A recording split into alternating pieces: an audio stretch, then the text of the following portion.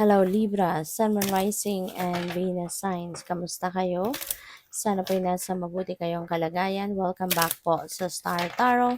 At kung bago kayo rito, welcome din po kayo. Please subscribe, like, share my videos, and leave me a comment kung nakaresonate po kayo. Thank you. So, tignan natin. First card, we have Deception. Someone is wearing a false self mask in this relationship. Ayan. So, this could be anyone, sa inyong dalawa, Libra. Po pwedeng ikaw ito na, you know, deceiving, or po pwedeng yung person mo ito. So, depende yan sa inyong sitwasyon. Kayo lang ang tanging nakakaalam niyan, 'di ba? Ah, baka kasi kung kunyari yung person mo, yung parang niloloko ka or nagsisinungaling sa'yo, 'di ba? Mararamdaman mo din naman 'yon, ano? Or kung kunyari, kung ikaw naman yung deceiving, no, sa relationship ninyo, mararamdaman din 'yan ng person mo, 'di ba? Na something is off with you, yung gano'n. So, what else? We have keep an open mind. Your soulmate may differ from your usual type and expectations. Ayan. Kaya, minsan, 'di ba, na nasasabi natin na kung sino pa yung ayaw mo. Kasi pupuwedeng kunyari meron kang sinet sa isip mo na this is, my ideal person, 'di ba? Kung sino yung ayaw mo, 'di ba? Yung mga kunyari sa physical appearance, 'di ba? Meron kang, "Gusto ko ng maputi, yung jowa ko gusto ko ng maputi, matangkad, ganyan, chinito." Pero minsan, 'di ba, totally opposite ng gusto mo, yung ine-envision mo sa sarili mo, sa isip mo, totally different, 'no, ang binibigay sa'yo ng Divine Universe. Totally opposite na kung ano yung gusto mo ang binibigay, 'di ba? Kaya yun, keep an open mind kasi we don't know kung sino yung para sa atin, kung sino yung nakatakda, 'di ba? Kung sino yung soulmate natin, 'di ba? Hindi mo malalaman yun, hangga't nandiya-diyan na yung person. But only God knows, 'di ba? Only God knows kung sino ang para sa'yo, sino yung tama para sa'yo, 'di ba? Kaya mas maganda na lang na maging bukas ka na lang, 'di ba, sa kahit sino. Ang mahalaga, mahal ka, ang mahalaga, talagang ano siya, honest siya sa'yo, 'di ba? Yung totoo, sincere ang kanyang pagmamahal sa'yo. So, what else? We have a past life relationship.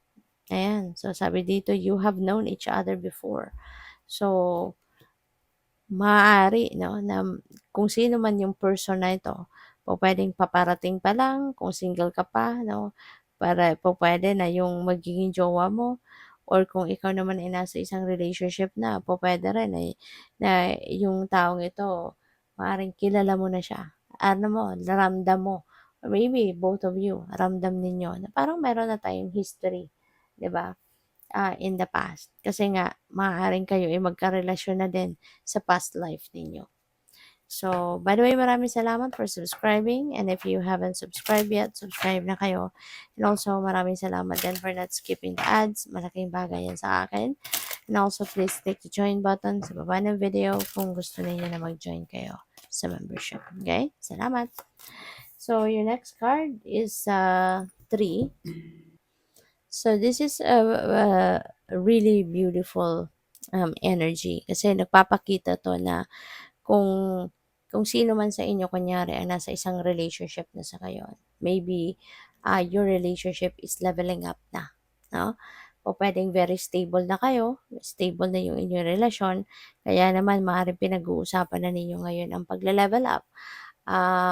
O pwedeng meron na ditong ah pinag-uusapan, 'no, na magsimula na kayong mag-expand ng pamilya by having children. So, pupuwedeng dini-discuss na ninyo 'yan, 'no, ng inyong person. Pupuwede rin na meron ditong magle-level up ng inyong, relationship into marriage, 'di ba? Kung kayo'y mag-jowa pa lang, mag-boyfriend, girlfriend, pupuwedeng pinag-uusapan na din ninyo dito yung pagse-settle down.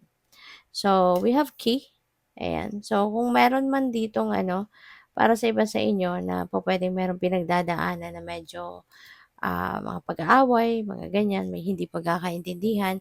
So, this is also the time, no, na maaaring pag-uusapan din ninyo yan on how to fix, 'di ba, kung ano man yung hindi ninyo napagkakasunduan. Pupuwede rin dito na merong, anong tawag dito, um, merong effort na gagawin kayo or yung person ninyo or both of you na para ma-overcome kung ano man ang mga problema ninyo or kung ano man yung mga hindi ninyo napagkakasunduan. Maybe you are going to compromise this time, aayusin ninyo kung ano man ito. Okay? So, maaring maraming pag-uusap ang gagawin ninyo para na maayos, no, ang inyong relationship. With the bear energy, maaari, no, na ang iba talaga sa inyo is also um, working on sa pagko-concretize, no, ng mga nararamdaman ninyo towards your person. Mas pinapalakas, no, ng iba sa inyo naman, pinapalakas niyo lalo ngayon ang inyong samahan. Siguro, mas inaasikaso ninyo yung pangangailangan ng bawat isa in a relationship. Siguro din mas, alam mo yun, yung parang mas nagiging understanding and loving siguro ang iba sa inyo. You are trying to be that kind of person, that kind of partner kasi gusto ninyo din na maging stable din, no, yung inyong relationship. Kaya good luck din. So, tignan natin kung ano pa ang mga messages para kay Libra. Ano pa ang mga mensahe para sa'yo for the month of July. So, we have the King of Swords. Ayan. So, parang there's a lot of thinking, no, na gagawin ng iba sa inyo. Maybe that is related to pagfi-fix kung merong hindi napagkakasunduan, merong problema, merong tampuhan. So, there's a lot of time, no, na gugugulin ninyo para sa pag-iisip ng siguro kasi gusto ninyong mas ma-establish ang inyong relationship, 'di ba? Mas patibayin ninyo kaya parang iniisip ninyo kung ano magiging diskarte ninyo para alam mo 'yun, maiwasan ang pag-aaway, maiwasan yung tampuhan, yung mga gano'n. Or pupuwede rin ang iba sa inyo dito is going to, um, ask for advice, 'no, love advice para sa iba sa inyo. Maybe lalapit kayo sa mga counselor, mga ganyan, 'no, or pupuwedeng mag-undergo kayo ng counseling, 'di ba? Para na mas maging maayos ang samahan ninyong dalawa ng inyong person. So, we have the Nine of Pentacles, and this is really beautiful kasi this signifies na very ano ka, very anong tawag dito, you're very independent lalong-lalo na pagdating sa pera, 'no? Maaaring may sarili ka ding trabaho, um, you can also provide for yourself, 'no? And, hindi ka alam mo 'yun, hindi ka yung umaasa sa person mo in terms of money, parang gano'n. So, maganda kasi nagtutulungan kayo lalo-lalo na sa pagpo-provide ng financial, needs, 'no, ng pamilya, nagtutulungan kayo, 'no, na mag-partner. So, that's really beautiful. Kaya siguro mas, nagiging maganda rin, 'no, yung samahan ninyo kasi, ah, hindi lang sa hindi lang sa pagmamahalan, hindi lang sa love, kayo nagtutulungan para mas maging maganda, maayos ang inyong samahan, but also in terms of money, 'no, yung financial and material needs ninyo ng inyong buong pamilya, nagtutulungan din kayo. So, merong kooperasyon talaga dito, 'no, ang bawat isa. So, what else? So, we have the Magician. Napakaganda nito kasi feeling ko magsisimula kayo talaga dito ng isang magandang relationship, you know? Kung kunyari maaaring